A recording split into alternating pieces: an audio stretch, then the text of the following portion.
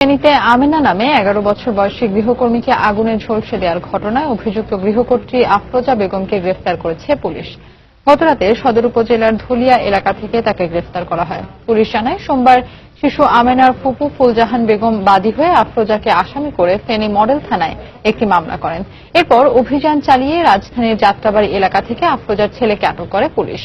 পরে তার দেওয়া তথ্য মতে গতরাতে ফেনীর ধুলিয়া এলাকা থেকে আফরোজাকে গ্রেফতার করে পুলিশ। গত রোববার গুরুতর অসুস্থ অবস্থায় ফেনী সদর হাসপাতালে শিশু আমেনাকে ভর্তি করেন স্থানীয়রা।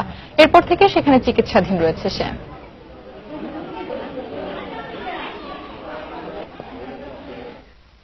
ঢাকাতে একটা অপারেশনাল টিম পাঠিয়েছিলাম।